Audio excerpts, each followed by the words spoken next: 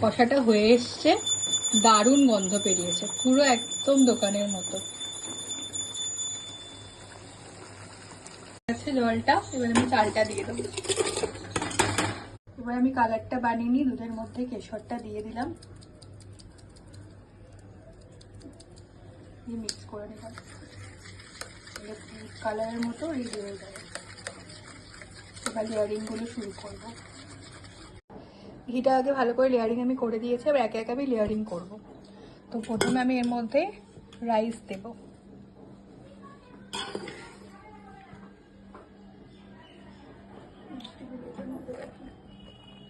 Rice দিয়ে নেব।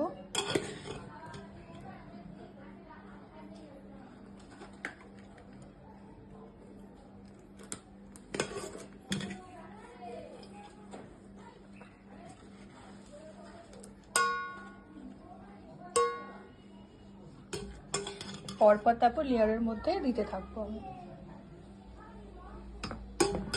ঠিক আছে। এর মধ্যে আমি চিকেন দিলাম,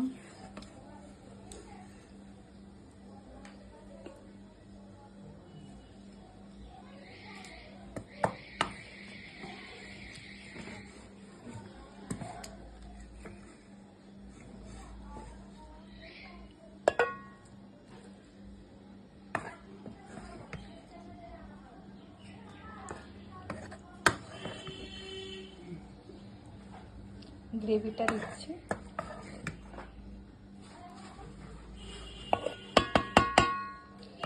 তারপর ডিম আলু একে একে দিয়ে দেবো। এবার যেটা আমি বেরেস্তা বানিয়েছিলাম, বেরেস্তাটা দিয়ে দিলাম, আর একে একে আমার সব দিয়ে দেবো। এটা হচ্ছে গোলাপ জল,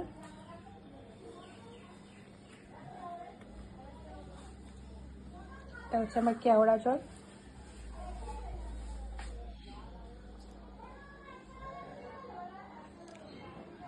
মিঠে আতু,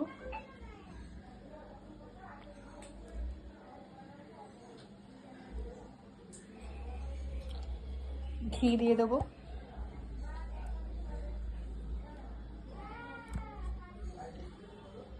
যেটা আমি বিরিয়ানির মশলাটা বানিয়েছিলাম ওটা দিয়ে দেবো।